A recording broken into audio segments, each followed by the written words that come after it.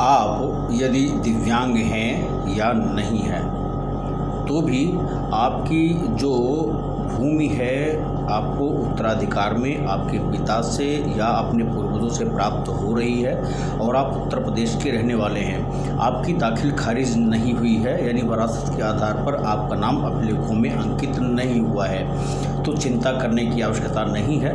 आपको चाहिए कि उत्तर प्रदेश रेवेन्यू कोड के अधीन जो वेबसाइट संचालित है, यानी बोर्ड ऑफ रेवेन्यू की साइट पर आप जाएंगे, वहाँ के होम पेज पे जाएंगे।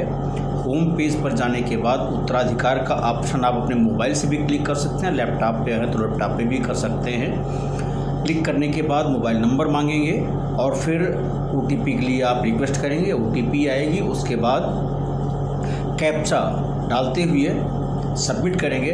फिर आपके सामने पूरा एक फॉर्मेट आ जाएगा।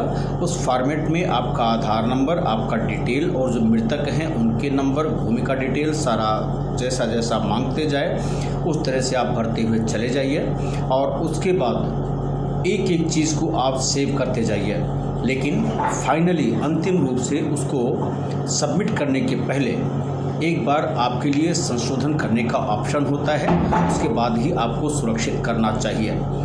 यह जैसे ही आप सुरक्षित करके सबमिट करेंगे तुरंत ही आपकी संदर्भ संख्या यानी वाद आपका दर्ज हो जाएगा, आपके पास संदर्भ संख्या भी आ जाएगी।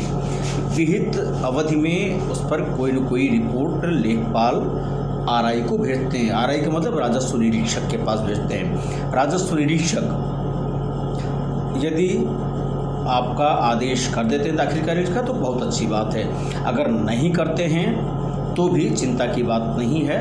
आपके पास आगे ऑप्शन रहते हैं। आप तहसीलदार को एक आवेदन देते हैं, उसमें जो संदर्भ संख्या पहले जिसके आधार पर राजस्व निरीक्षक ने अपनी सहमति या असहमति व्यक्त की है उसके आधार पर आवेदन दे सकते हैं। वैसे तो चाहिए ही कि राजस्व निरीक्षक यदि अविवादित उत्तराधिकार के मामले में कोई संदेह नहीं है तो आदेश कर देते हैं, और यदि कोई संदेह है तो इंक्वायरी करके वह संबंधित तहसीलदार को अपनी आख्या रिपोर्ट प्रेषित कर देते हैं। उसके आधार पर फिर आगे कार्यवाही होती है।